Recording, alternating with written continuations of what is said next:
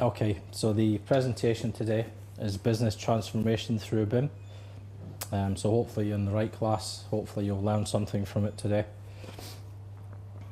Before we start, just a bit of housekeeping, could you please put your mobile phones to silent? We'll have time to ask questions hopefully at the end of the presentation. So if we can we'll go through the presentation first, and if anyone wants to ask any questions later, that's great, thanks. Okay, so a bit of a class summary. So it's going to focus on the journey that we have taken as WSP Parsons Brinckerhoff in the Middle East. We're using BIM to try and improve the way that we work and embed it as a standard way of working. We find that collaboration is the key here, and that's really what BIM is about. And we find that through increased collaboration, we really deliver a better quality of projects for our clients, and also it has internal benefits that helps us to really move things forward and improve the day-to-day project delivery. Okay, so learning objectives. So it's really hopefully you'll find some real world examples of what we found in our BIM implementation journey. We'll see what kind of stage you guys are at in a moment. Hopefully you'll pick up some of the things that you'll need to consider in your own company or for your sort of personal self as you use BIM and as you move to the next stage of BIM. Some of the challenges you will face, there are many of them, believe me, from experience. Hopefully if we can identify some of these challenges, you guys can benefit from our lessons learned and try and avoid these in your own company.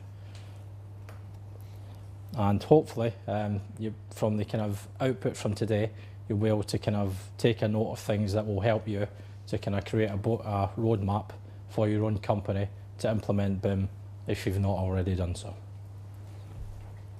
Okay, so just a bit of shameless self-promotion. So who are we? We are WSP Parsons Brinckerhoff, one of the world's leading professional services firms, 31,500 staff worldwide. We're in 39 countries, 500 offices. Basically, we're a multidisciplinary firm. So we do building structures, building services, fire life safety, specialist services, which would be things such as security, ICT, AV, facades, acoustics. We have environment and sustainability team, transportation and infrastructure. And the thing that I would like to point out is, over the years that we've been trying to apply BIM to our projects, we're now at the stage where we are using BIM type delivery on pretty much all of these disciplines, which is quite a big thing. Initially, it was always structures, then MEP, but now we're finding, we're getting to the point where we can bring everyone into the process, which is really where you see the most benefits from that collaboration aspect. So just one slide on who am I. So Jerry McFadden, the BIM manager in the Middle East for WSP Parsons Brinckerhoff. I started using drawing boards and ink pens way back in 1989 as a young, impressionable boy. 1990 was the first time I used AutoCAD, which was release 11 back then. So quite a few years using AutoCAD. 1990 I came out to Dubai from the UK. I was based in Glasgow for many years, and decided, let's have a change, go to a different area of the world, see what's happening. 2008 is the first Autodesk Revit project, which seems like quite a few years ago now. And I've worked in quite a few, probably too many to remember, large multidiscipline projects within the Middle East. So within the Middle East, talking about Dubai, Abu Dhabi, Qatar, all over the place, and from all the services we saw in the previous slides. One of the things about BIM, a lot of people think it's just to do with buildings. It's not just buildings, it's buildings, infrastructure, roads, utilities, anything you can name really, we're trying to include in our BIM journey. So this is very actually similar to the slide that Lynn Allen did earlier on, which I got a fright when I saw that this morning because I thought she was going to do the same presentation. Thankfully she didn't, which was nice. But pretty much, as Lynn said, my own personal background, I've come from using drawing boards, pen and ink, to AutoCAD, and now to Revit, yeah. So I make the distinction, Revit's a software, it's not necessarily BIM, okay. For me, I mean, I remember using drawing boards when I first started out, you know, and we had a large section of the office with some guys, some old, some young, sitting with these drawing boards, using the rotring pens, very, very carefully thinking out the process of how we are going to design things, yeah. So originally I started out with Mont McDonald, used to do a lot of power station work, some very detailed podiums for steam turbines, gas turbines, a lot of effort went into these. And if you can think you're doing reinforcing drawings, if you're actually doing this with pen and ink on a drawing board, if you make a mistake, or if you haven't properly thought that design through, can be very costly, yeah? You would have to go back and you'd have to take it out with a razor blade, explain to the senior draftsman why you'd made a mistake. And generally back in those days, you didn't want to do that because he would throw something at you, yeah? So for me, you know, I've seen from drawing boards through to CAD. I mean, as I say, I used 1990 first used AutoCAD. Again, there was a similar discussion then about, you know, it's going to change everything, it's going to revolutionise the way we do things. And certainly there was that old discussion. The more I've kind of worked over the years using CAD, to me, you know, it was a step from 2D manual drafting, again, to 2D sort of computer-enabled drafting, yeah? Now, one thing I noticed over the years is that people using AutoCAD, they will kind of rush off and start on a project. They won't necessarily think it through properly, yeah? As perhaps we did, we took a bit more attention when we're using drawing boards, pen and ink. Make a mistake, very costly. You have to go back, a lot of time, a lot of effort. For me, you know, 2D drawing in itself is not particularly fit for purpose in a lot of occasions. So from drawing boards to CAD, all we've done is digitised a process of 2D drafting, which wasn't really that efficient anyway, yeah? So when people say, you know, the move from CAD, 2D CAD to BIM projects is similar to drawing boards to CAD, I completely disagree with that, yeah? The change in mindset required to take us from 2D to 3D, regardless of whether you're working on drawing boards or in something like Revit, is a game changer, yeah? It's completely different. Okay, so for me, you know, drawing boards to CAD, I think it caused us some issues. You know, we're too quick to crash on, don't think about things. And what I find now is the attitude that we have to 2D drafting or design using CAD, we are trying to apply that to a 3D sort of BIM environment, which does not work, yeah? You need to go back to first principles, begin with the end in mind, and think about what we're doing before we crash on and use tools like Revit. So just a quick introduction. I mean, I'd like to kind of just ask a couple of questions. Who is using BIM or Revit at the moment out of you guys? Quite a few, fantastic. Okay, good. I mean, I think everyone's aware, you know, I've been in the Middle East for quite a few years. First Revit project was 2008, and it's only really in the last 2-3 years that we've seen the kind of a big shift towards using tools like Revit. So, you know, there's been a lot of rumbling, there's been a lot of user groups, a lot of talk over the last few years. But what we're now seeing is, you know, really a kind of bit of a sea change, especially from clients asking us to deliver their projects using BIM, yeah? Okay. It's definitely a perilous journey. There are a lot of pitfalls, but you know, the rewards when you do it properly can be very gratifying, yeah? So what we say is BIM is not the future. I'm sure you guys will agree. It's the present, it's here, it's now. You know, there's a lot of people, there's more and more people in the Middle East delivering projects. This is a project that is just off the Emirates Road. I passed it at the weekend, you know, the construction, the structure's pretty much almost finished.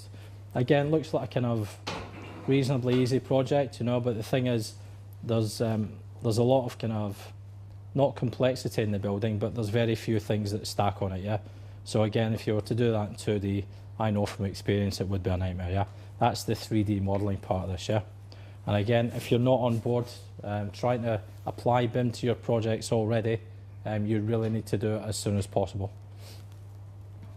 For me, I think it's a great time in the Middle East to join the kind of BIM journey if you're not already on it.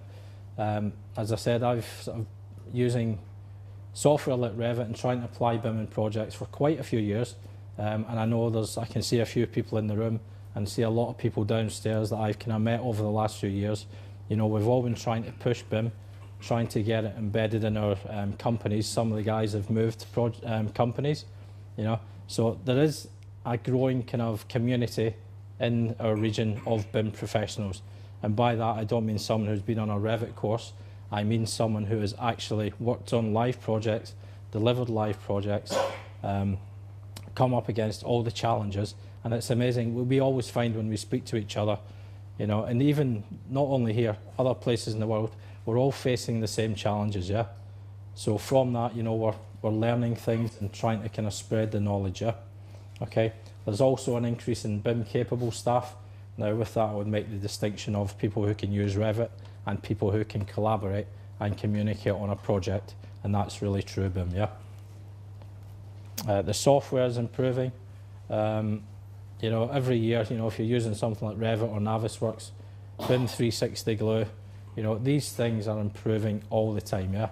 The first project, as I said, back in 2008, we tried to do Revit using structures, tried it with MEP. The MEP version of Revit back then was a bit of a car crash. It was terrible. We tried to use it and it was just, we got to the point we said, we're not going to use this. It will take us too much time. It's not a mature piece of software, yeah? It's improved greatly since then. So, you know, we use it in most projects now. Still not perfect. It's got a lot of way to go. But, you know, the software is improving a lot. Tied into that, there's a lot of third-party plugins now becoming available that can really take some of the heavy lifting. We'll touch on it later when we're using Revit on projects, yeah? So whereas before we'd have to change lots of things manually, now there's some good tools to automate that and kind of get vast amounts of data, get them out of Revit, manipulate it, etc. The design software links are improving. We'll touch on that later. But again, for us, we see BIM as a design process, not just 3D drafting, you know, so it's very important. BIM projects now in use, as I said, first line there, BIM veterans in the region. This is a project we worked on quite a few years ago now, well, saying that, maybe 3-4 years. I did a talk on it last year at AU. So this is the Allianz Stadium, as we call it, or the Bin Hazza Stadium, as it's now called. So this is open, it's been open for about a year, I think. You know, you can go up here, drive through to Allianz, sit in the stalls here, watch a game of football, you know, and this has been delivered using kind of BIM processes, yeah? Okay, so we've tested the processes, we know that they work, we know the problems we'll face, so, you know, it's all about moving forward from that point. So why BIM? And don't worry, I'm not going to give you a what is BIM type presentation, we've all seen enough of them, I think. Why BIM? I mean, for me, it's we inhabit a 3D data-rich world. Can look around this room, I can see there's a chair, it's got some sort of material covering it, it's a wooden table, you know, I can look at the roof diffuser, lights, etc., structural column, door. You know, one of the things that we try and get across to everyone who's working in our company is begin with the end in mind, yeah? Okay, so our final deliverable or target when we're working on a project, building project or infrastructure, is to have this finished item built in a virtual environment, yeah? Okay, so basically you've heard it before, build it twice, you know, once inside the computer, we can verify it, check it, look at it, make sure it's what we want. Is it what the client wants? Is it what anyone else, the contractor, is he having input into it? And I think as Alan mentioned in the opening sort of session earlier, it's digital prototyping, yeah?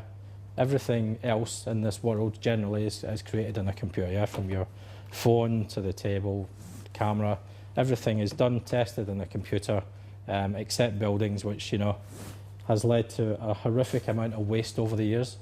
No building is the same, yeah? We know that, yeah?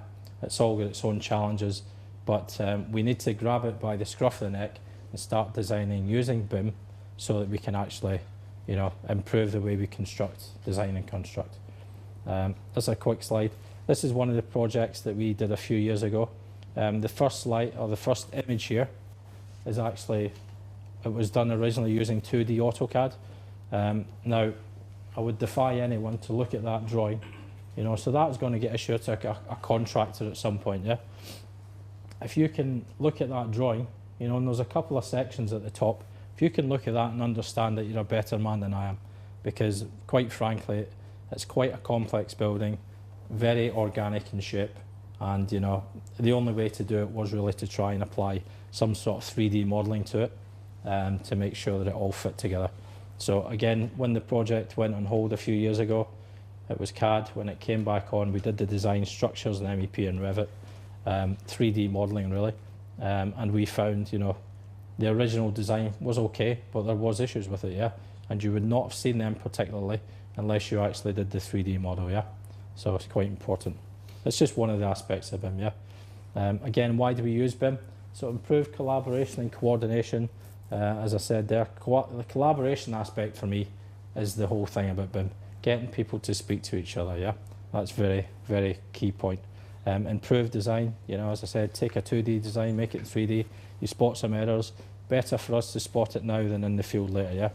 Again, some of the risk of 2D design, you will do some very complex buildings. You might have a few sections here and there, but you know, some of it is kind of, you know, it's not the most confident way to proceed. If we can recreate that in 3D, that's a far better way to do it, yeah.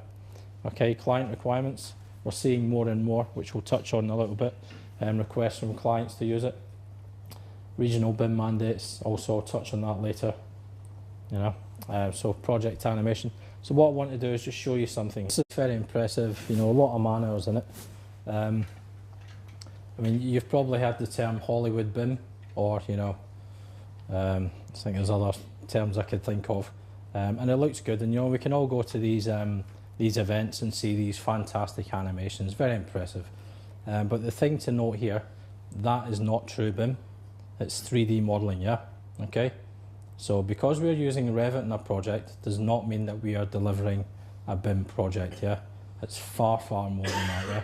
I mean, that project there, we did, as I said, the structure, we did the MEP, the architect was using MicroStation, I believe, but there was very little interaction. It's quite a few years ago now, yeah? Very little interaction between the kind of, the 3D elements of the building, yeah? So although we're all doing a 3D design and it's improving the design process, it's a bit siloed, yeah? It's a bit of a siloed approach, yeah? As I mentioned, I think one of the slides, first Revit project, 2008, I found out last year, we did the model in Revit structure, and I was speaking to one of the architects last year, and we're saying, okay, when did you first start using it? I said, oh, it was this so-and-so project. And he said, oh yeah, that was our first project.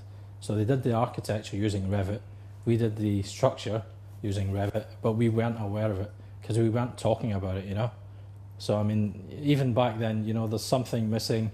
It's all about communication. If we did have their model and they had ours, we would have improved infinitely the coordination of that project, yeah. So it's all about talking, really, yeah. So for our company, it's a bit of a mouthful. We try and move away from the whole Revit as BIM, because that's wrong. Revit, it's not Civil 3D, it's not Tekla. We look at it as BIM as a socio-technical system, so it's a bit of a mouthful. There's a little kind of chart here that's showing you. So we're going from the 3D technical core, you know, intelligent models, data-rich models, managing that information. These are the technical aspects, yeah. The collaboration aspects, coordinated work practices, institutional and cultural framework are the social parts, yeah. These are the much harder parts of the puzzle to crack, yeah. Okay. So as I said, it's a bit of a mouthful. Put it simple, people, process, technology. You've all heard it, and you know, from working with BIM, I still think it's quite a good way to actually, you know, to break it down and to, you know, break the chunks into certain things and look at each part of that and try and, you know, work through it to improve your company, yeah. So in plain language, it's a technology-enabled collaborative process driven by the people, yeah? And that means you, yeah? So everyone in this room, if you're working on projects, you know, whether we're using Revit or we're using full BIM, it's really up to you and us to try and drive it, to try and get the guys who are working in our company who might not be sold on BIM to actually try and, you know, buy in and kind of make it a reality in the company, yeah? Okay? And the big thing here to remember is collaborative, yeah? Okay? Now we'll look at each one of these ones and just how we've applied it and how we found it kind of works within our company. But, you know, the people, process, technology, for me, you know, we can purchase technology, software, hardware. We can put, you know, robust processes in place. You know, there's a lot of good stuff out there now, which we'll touch on. The hardest part of this is people, yeah? Okay? We can have the software, we can have some guy who's a Revit Jedi Knight, but if he won't speak to the other guys in the room, it's no good, yeah? Okay, so it's up to us to try and have the right attitude moving forward, yeah? So I've kind of broken this down into different aspects. So people, for our company, we've been very lucky. We've had the senior management from quite early on have bought into the whole thing about BIM and how we need to use it, you know, to kind of, for internal benefits, but also to kind of try and benefit our clients, yeah? So one thing that's very important to make sure that BIM implementation in your company is successful is to make sure you have that buy-in from the top. It's got to go from the top down, yeah? If, you know, your MD or your senior management are not on board with this, you know, maybe guys kind of lower down, maybe the BIM managers, etc., are trying to push it up the way, and you'll likely find resistance, yeah, from maybe some of the engineers who are not used to the process, and, you know, they may go to the manager and say, okay, look, this isn't working, it's too difficult, and then the MD will say, okay, cut it, back to CAD, yeah? That's fatal, yeah? Now, if your management are not on board, it's up to us to try and get them on board, yeah? Okay? What you should have, hopefully, in your company is a BIM champion. So in my company, it's myself. I'm a BIM manager, it's a title, but it does not have to be a BIM manager, yeah? Can be anybody who wants to try and push that forward, you know? So we saw Lynn Allen, I think her title is, you know, Autodesk Evangelist. We should all be kind of BIM evangelists, sing its praises. Don't sell it as, you know, problem-free. It is a tough journey, but, you know, you're going to have to make it sooner or later. It's not going to go away, yeah? What we decided to do in our company, and this is after using, you know, Revit for a few years and trying to kind of push it through on the projects, yeah, is to try and kind of set up a defined strategy to try and push it through to the next level, yeah. So with the support of the, you know, the kind of the top management, we formed a BIM working group, which is people from all disciplines within the company, to try and make it as a kind of standard way of working, yeah. So the BIM working group is really defining the strategy of how we would implement BIM, and I mean true BIM, not sort of 3D modelling in our company. The discipline BIM working groups, excuse me, so they are there to deliver the strategy, yeah. So building structures, building services, specialists, T&I, each team has its BIM working group, and they will take the strategy from the top kind of working group. What are we trying to do? We'll say, well, this is what we'd like to do, and then it's up to the BIM working groups for each discipline, plus myself, to try and realise that, yeah. Company BIM goals, so, you know, one thing with BIM, don't overcomplicate it, don't try and reach too far, don't say, okay, I'm going to go from 2D CAD to full models capable of interfacing with facility management. You know, just keep it simple. So for ourselves, it's a BIM processes standard, yeah. So we've been using Revit for many years now, but, you know, it's that true BIM process. That's where you'll get the true benefit, yeah. But it's also the biggest challenge. The other one, which is, again, not inconsiderable challenge, is BIM integration with design, yeah. So moving away from the 3D modelling aspects of Revit, looking at other software, can it speak to Revit, getting our designers to input directly into the software, okay? So not engineers, CAD, trying to move away from that. The KPIs that we've employed, training, and this is to try and track the progress and, you know, try and set ourselves, are we on track, is there anything we need to do? Training, collaborative BIM process, most importantly, client satisfaction. If the client's happy and we haven't, you know, gone right over budget, you know we're on track, yeah, okay. Again, Lynn Allen mentioned this earlier.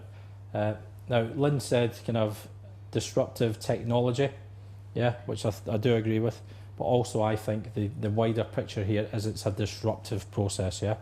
Okay, it will disrupt the traditional team relationships between engineer, CAD technician, QS, you name it, project manager.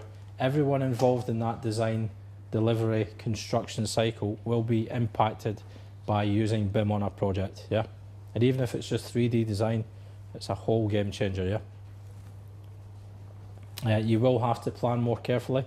Harking back to the, the slide about, CAD to BIM, drawing boards to CAD, you have to plan these things much more carefully, yeah? Begin with the end in mind. Don't crash on. For me, I would rather people sit in a room for 2 days and don't go near a computer to actually workshop something, which we'll touch on, yeah? Change in mindset is huge. People will have to understand the changes. What's the impact in program? What's the impact on cost? If it's your first project, you're going to see that learning curve.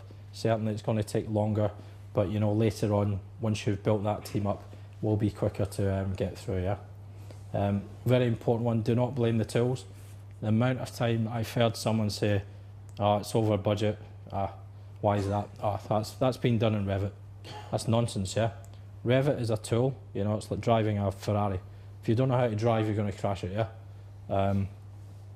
More often than not, the biggest issue is resistance to the new technology, to the new processes.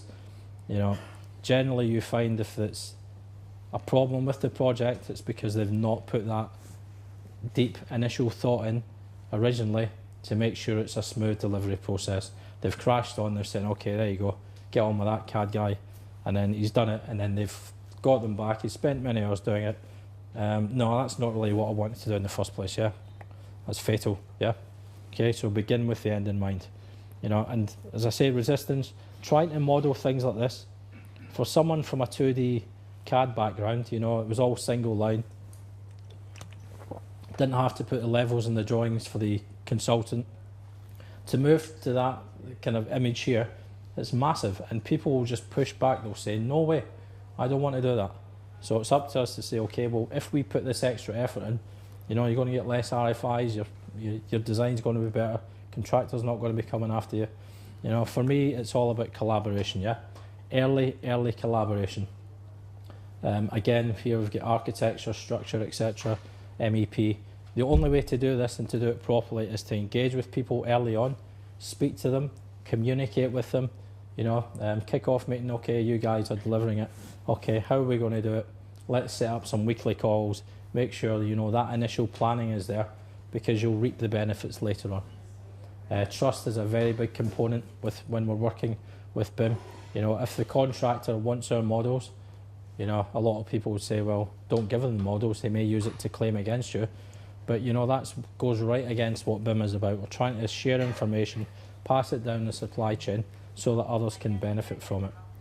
So it's all about sharing knowledge, things like today, whether it's user groups or LinkedIn, kind of students who are doing their dissertation on BIM. We need to share this information, yeah? Because if we're working with a company who are not using BIM, it is very, very difficult, if it's their first project, for us to actually make that a smooth process. So we're very happy to, spread the word and help people go in, show them how to use the tools. Very good. Most importantly, no silos, yeah? Okay? BIM will not work. Said you can have fantastic Revit guys working away with their earphones on, listening to music. If they don't speak to each other, it's a failure. You've failed. The other thing I would like to say there, it's got to be the right attitude with these projects. The attitude has got to be collaborative, not combative. Yeah, if you've got someone who won't speak to people, or if you get people in this life who are, quite confrontational, etc., they'll say, "I'm not speaking to the architect. Won't speak to him. Won't speak to them." It will kill your project. Yeah, you really have to have the social parts of BIM to be able to deliver these projects properly. Yeah, we all need to empathise with the other's needs. Whether it's the architect needs something or the MEP guys say, you don't just say, oh no, I'm not giving you any more ceiling space. You ask them, why is that? Can you show me why? It's all about this communication. So BIM roles, so within BIM manager, BIM champions, BIM project lead, BIM coordinator, BIM technicians. So we've actually put some roles in place in our company. As I said, I'm the BIM manager. The BIM champions are actually, as I mentioned, the discipline-specific BIM working groups. So we've got one person in each discipline. I will go to them and say, okay, what is our objectives for this project? Okay, can you go away and try this? Let's try this new tool. Let's see if we can get the information out, see if we can extract the schedules from the models. You know, it's very important. BIM project lead to set the models up, to make sure the BIM execution plan is followed. BIM coordinator are the MEP and the structures guys, the architectural guys speaking to each other, sets up the Navis models. You know, he does not do coordination on the project. He's making sure the guys are aware coordination issues which are fed back to each discipline. Yeah, it's very important. We don't want to take the coordination aspect away from each discipline. Yeah, it's still them that has to do it, or else you'll find they'll rub their hands and, you know, they're fine with that. Training and education, very important. So as I said, we've been using things like Revit for a few years now. So we have BIM buddies. If there's someone new, the engineers are going to start learning it. We'll say, okay, mechanical, electrical, plumbing, structures, this is your BIM buddy. When they're learning, you know, they can just turn and say, okay, I saw this in the training, but how do I actually do it again? Yeah, very important. So again, sharing this knowledge. Yeah.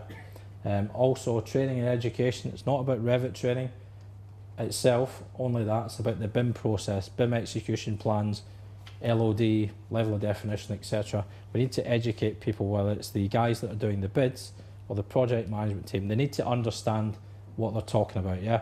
Or else they'll agree to someone and come back and you'll say, okay, we're delivering LOD 500 models, you know, or something that is not really the sort of thing you would normally do, yeah? So it's a lot of education. Technology, you know, different levels of training. Maybe a project manager, project director needs to know about Revit, a bit about the process, but the guys that are doing the modelling need a lot more training, etc. Yeah. So, you know, you can have different skill levels. You can make up curriculums for different people. In-house training, get a matrix of the staff skills. Who is a kind of CAD technician, who can actually understand the design stuff. Yeah. We're very lucky. We've got a good system in place, online training, on demand, 24/7. Things like Revit, Navisworks. You know, if you're working away in something, you want to set up a grids or copy monitor, you can just search grids or copy monitor, some nice stuff. This stuff is not expensive these days, yeah? There's quite a few tools out there, online tools, that you can teach yourself quite easily how to use Revit or Navisworks, yeah? Okay? Gone are the days where you could only go to a kind of local provider, get them in, your staff are taken out for a week. It's all changing. On demand, when you want it, is the way to go, yeah? Okay? So that was just a few slides about people. Process, again, very important part of the puzzle. For me, you know, after people, this is the next important thing. But the good thing is that we can have processes in place on a project. Whether those processes are used properly is down to the people who are delivering the project, yeah? So the people is a bit of an unknown quantity, yeah? Every project, different people, okay? So the Dubai Municipality BIM mandate, I'm sure you've all heard of it. It's kind of, you know, it's a bit of a mixed bag at the moment. You know, structures, I think it's over 20 stories, building services over 40, or I may have that there, no, it's over 40, I think it's the other way around, you know. But basically, you know, I mean, DM, I can applaud the fact that they're putting the BIM mandate out there. And, you know, from discussions with them, they want to kind of see the industry in the region, certainly in Dubai, using BIM, yeah? But they've not put any specifics in, yeah? So what do? You know, it's very difficult. Most, again, employers' information requirements. Most RFPs will just give you a one-liner saying, we want BIM, yeah? That's very difficult to actually react to that, yeah? Okay? So it's important that you know where you're going. Begin with the end in mind again, yeah? BIM execution plan, we'll touch on this. BIM protocols, all these things are very important. BIM process maps, yeah? Map your current processes. I mean, I could look around the room and I bet if I said to you, okay, you could explain to me what you do, you're a structural engineer, mechanical engineer, and I would say, okay, can you show me, write it down, what you do? A lot of people can't do that, yeah? If you actually map it out graphically, the process, you can see where am I at the moment, you can see how can I apply BIM to this process, maybe I can move these steps around, maybe BIM technology will force you to change some steps in the process, yeah?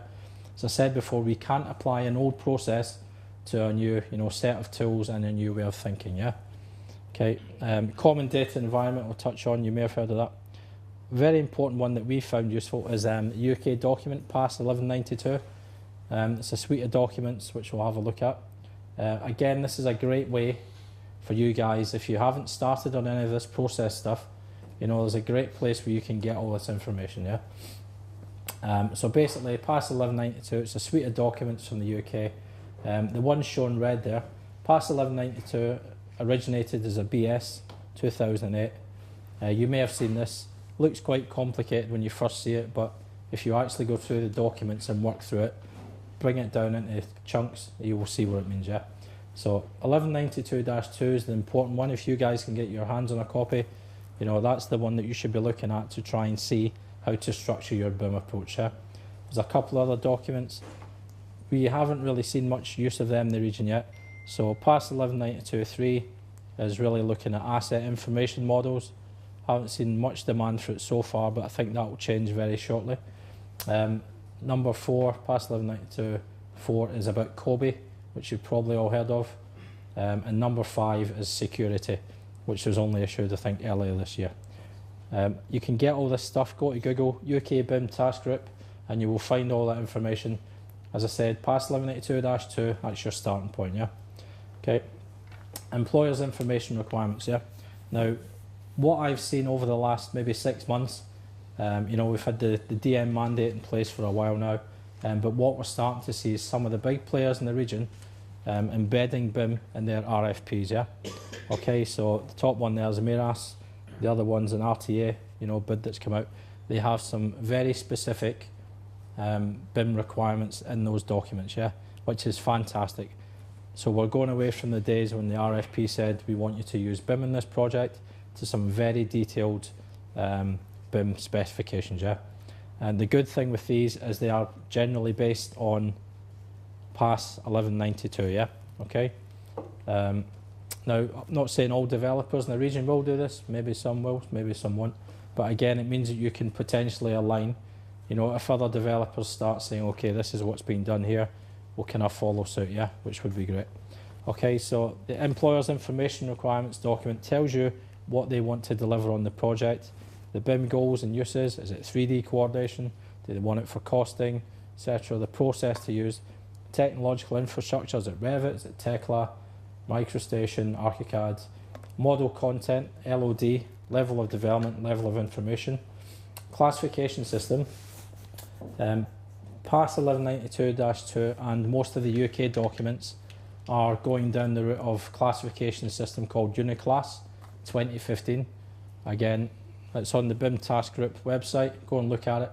You potentially will see some developers specifying that in their documents moving forward, yeah. What's the contract BIM deliverables, begin with the end in mind.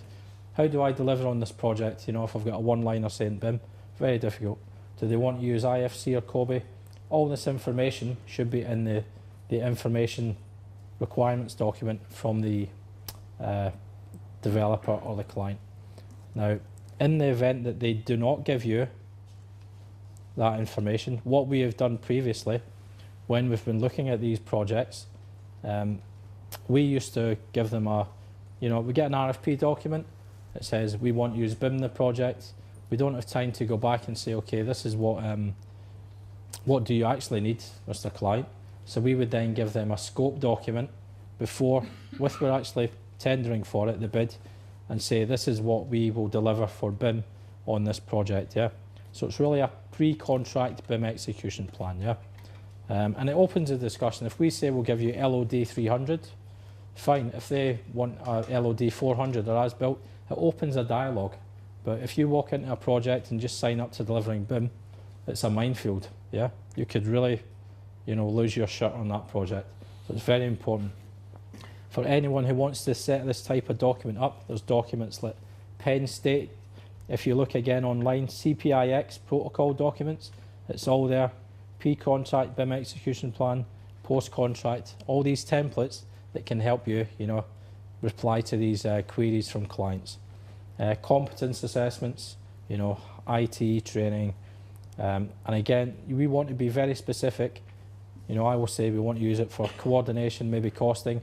If the client comes back and says, no, I want to plug this into my facility management model, at the end, you would say, oh, hang on, that's not what we've signed up for, yeah? But have that dialogue very early on so you don't come a cropper later in the process, yeah? Okay, BIM execution plan. You know, is everyone delivering BIM? The amount of projects I've seen recently with sort of large, high-end projects where the architect has said, no, we're only going to do 2D CAD is shocking, you know? It's, we really need to push BIM as a delivery process in our industry. The BIM execution plan would have things like roles and responsibilities, design intent BIM. You know, we're not saying you can give this to the contractor and he can build from it, you know. Collaboration strategy, how will we split the model up, you know. Tower A, Tower B, link podium. Very important that we all understand this at the start of the project, yeah. File naming protocol. Very importantly, you know, we all talk about what will be included in the model. Very important, say what will not be included in the model, yeah. If it's a structures model, you would say, okay, the rebar will be 2D. We're not doing full 3D rebar. And again, it's to open the dialogue with the client. If he's expecting something, we need to make sure we get that early on, capture it. You know, if it's an MEP model, we're not doing hangers or support steel work. You've got to set that out early on, or people will be disappointed later on, yeah. Level of definition, you know, it's LD 300 or use the UK standards. Basically, BIM execution plan sets out your guide for the project. It's your roadmap, yeah. You need to do it early on, collaborate, yeah. File naming protocol, again, this is just a quick one, but something that we, again, have used from BS 1192. It looks long, but it's quite a good system, yeah. You've got things like project code, originator, zone, level, file type, discipline, structures, etc. number. So, you know, it could be project A4, WSP, tower portion of the building, ZZ, no level, M3 means it's a model, would be MR, or M2 for a 2D model. It looks long, but you can, if someone gives me a drawing list with this being used in it, I can look at that drawing list and without opening the drawing or looking at the title of the drawing, I can tell you what that is on that drawing. Yeah, and the same applies to models. So again, pass 1192, have a look at it. Very important one for MEP projects. Collaboration is key. As I said, I'd rather have people sitting in a room for 2 days doing nothing other than talking to each other, workshopping it, than actually, you know, crashing their head in Revit. You know, project sequencing, a lot of talk about clash detection. Clash avoidance is where it's at, yeah? Okay, begin with the end in mind. Routing strategy, service zone strategy. These things should be done at the start of scheme design, yeah? All of the teams working together, same set of markups, whether it's Bluebeam, CAD. Do not touch Revit until you have these things right in your head, you know. What's the service zone? What's the levels we're at with this, you know? Where's the pinch points? Because if you crash on and you model it, we've found from experience, you'll have to go back and you'll have to redo it because you guarantee people have not put the thinking in right away, yeah? That, for me, is one of the most important lessons learned on our projects, yeah? Collaborate, speak to people, yeah? Some of the Revit MEP considerations, you know, to host or not to host. We do not have an architectural team in our company, so we kind of lose control over, if they host a lot of items on the ceiling, if the architect deletes the ceiling and redraws it, the hosting's all gone. You have to think about these smart things, yeah? Begin with the end in mind. Try and preempt what other people will do. Some things will be out with your control, yeah? For the MEP on sort of scheme design stage, focus on the critical areas, yeah? Build on the space planning of concept design. Make sure these things are right. Don't worry about doing, you know, lighting layouts for a project at scheme design because it's all going to change, you know? Try and think about what you've encountered in other projects and focus on the value that BIM brings. We shouldn't just use BIM as a kind of selling point, you know? Okay, again, keep things simple in the models. Be disciplined, don't over detail. Model content, be very rigid in how you review this content. Make sure that you've checked it yourself. Don't let the Revit team load in hundreds of, you know, pieces of equipment, maybe downloaded from the manufacturer's website, that have got every nut and bolt modelled on them, the name painted on the side. it will kill your model, yeah? Very important. Model management is something that really frustrates people.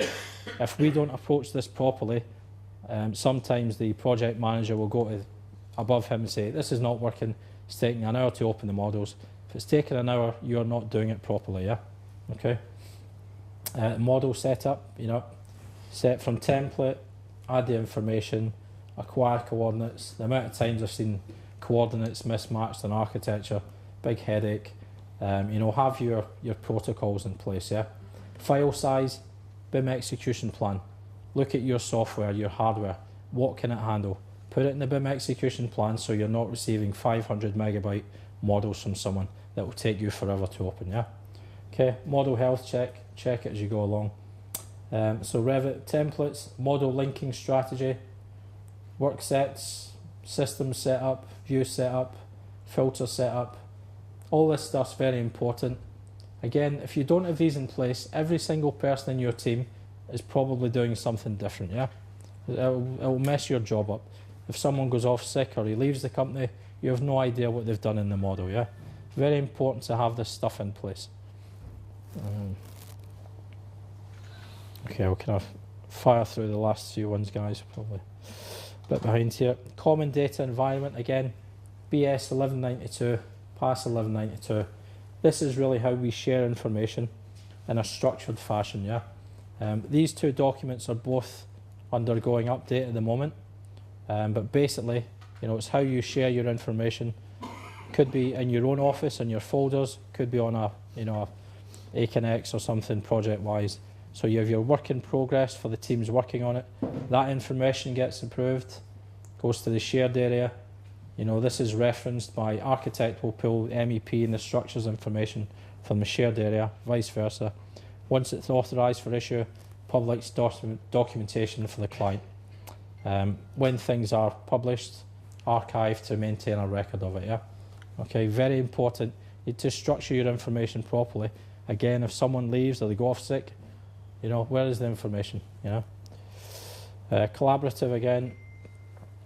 I mean, we quite often, if we're working on a project, we will get, you know, the architectural models, even before we start using Revit or anything else, get them into Navisworks, start reviewing it as early as possible, review any 3D modelling information. You will pick up some major things sometimes that you need to feed back, and it saves you all this effort, you know, later on. Again, collaboration, we have design team meetings. Revit server will help you to work with kind of remote offices. BIM 360 Glue, if you haven't used it, it's similar to Navisworks, but it's online. This is a big one for the guys using Revit. Always use work sets to control your model, how it opens. The amount of times I see this not being done and it takes an hour to open the model, you know, when simply you can specify when saving your central model, you know, and by doing that, when you open the model, you can say, okay, I'm only want to work in the MEP model. I don't need structures at the moment. I just want to change some tags. I can say I don't want to open any of these things, you know. Each link is on its own work set. It's up here. If I don't want to open it, I don't open it. It will take you a fraction of the time to open your models. Again, rebuild Revit models. Another thing I see not happening often enough. This is a snapshot from Revit server, but it shows you the difference in size from rebuilding a Revit model. So you're taking 100 meg straight off the bat off that file. It will also improve performance. With a guy a few days back, his model would not move levels, it was crashing. I said, okay, have you rebuilt it? He said no. When you rebuild a Revit model, it will get rid of some of the kind of junk, you know, the collaboration going back and forward, yeah? Okay, some tools now available. BIM link, rush forth. Instead of editing the parameters in Revit, extract them to these little plugins to Excel. Use Excel's manipulation, rename, change things within Excel, bring it back into Revit, yeah? It will save yourself tons of time. Drawing title blocks, whatever, you can either do it in Revit. These tools are very good, yeah? Okay. We're lucky we've got a kind of development team in the company. If you have anyone who's interested in API development, you know, try and send them to a course, see if they can actually customize some of this stuff for you, yeah? A lot of it is just simple things, you know, like adding symbols, basically loading families, placing them. Again, export schedules, export data. These things are big time savers, yeah? So it might be low cost for someone to develop this over a couple of months, high impact. If you use these every day, yeah, your project will benefit greatly from it. Navisworks, set up Navisworks templates, bulk export from Revit, clash test matrix, clash resolutions. I said clash avoidance, not clash resolution. Very important. BCF is something we're going to test, which is BIM collaboration format. So ideally, from Revit to Navis, save the snapshot, save the comments. We're still to test it properly, but you know, it's something you might want to look into. BIM integration with design. I'll flyer through these last ones. This is the holy grail, to get the Revit model talking to the other design software. So there's various things out there. Some of them work, some of them better than others, but you know, that's our kind of next goal, is to have fully integrated design with the modelling and documentation process. Pilot project for your, well, if you're doing a BIM pilot project, who's working on it? Are we lead consultant? Can we force others to use BIM? Bad term, we probably shouldn't force people, but if people want to use it on a project, that's an ideal candidate for your pilot project. Size, complexity, who's delivering BIM? You know, don't overcomplicate things, nice and simple. Again, a few things on, you know, BIM integration with design. Designers going into Revit, etc., using the analysis software in conjunction with Revit. So again, not saying it's engineers, we have some very good technicians who can also design. So we're trying to get away from the CAD technician, engineer type thing. It's double handling, it's wasteful. We want people to be designing into the software, yeah? Reduces markups, communication, miscommunication, extract data if we put the design information in the models, yeah? And it also helps with a right first time approach. The engineer's less likely to give someone a design that's not fully thought through if he has to change it himself, yeah? Sad but true. Technology, last couple of slides. What do you actually need? You know, what do you actually do? You know, if you don't do things like rendering, you know, do you need this massive CPU that's got so many cores? You know, generally, you know, we have desktop workstations, technical laptops to do most of the kind of day-to-day work. Virtual machines, which is just set up maybe, you know, a couple of processors, you know, maybe quite a lot of RAM, you know, and we use them, yeah. Again, it's all about work sets, control the model size. If you can do that, you can open Revit models and work on them in machines that, you know, you would maybe previously have thought of as not high spec enough. If you're not doing rendering, you know, a lot of that machine is wasted anyway. One thing we do in our company, which I'm not sure if anyone else does, you probably do, we have multiple monitors, so we all have 3 monitors, and the difference that makes if you have, you know, Revit open in one, Navisworks open in the other, your dialogue windows open on another is amazing, so you're not. I hate working with 1 or 2 screens now because it just feels, you know, as if you're limiting yourself. Software, all the usual stuff. Things like Skype are good, you know, share screen, interact, all the usual suspects. Plugins, too many to name, but you know, there's so much out there now. Every plugin that you see, a lot of them are very good and will save you a lot of time. Okay, so just to summarise, just keep on schedule. So begin with the end in mind, very, very important. Yeah. Where am I trying to get to with this project? Put the process in place to map that out. BIM for us, technology enabled collaborative process driven by people, yeah? The technology, we can buy it, machines, software. Process, we can put it in place, pass 1192, BIM execution plans, try and get employers' information requirements. The most important part of this is the people, yeah? If you don't have the people in there that's going to help deliver these projects, you will fail, without a doubt, yeah? And, yeah, right people, collaborative attitude. People who sit in the corner, go in a bad mood, don't want to speak to someone, no good, yeah? Sad to say, but, you know, you need to adapt to this or you'll fall by the wayside, yeah? We need to kind of get a collaborative attitude, positive communication on our projects, yeah? Okay, sorry, some of that was a bit rushed, but thanks. I think we're probably out of time. Is there another speaker now, or? Yeah. Sorry. Okay. Sorry, I meant to have some time for questions. There's quite a lot of information there. I'll be around all day if anyone wants to catch up and ask any questions. I'll be more than happy to. Yeah. Okay. Thanks. Thanks, everyone.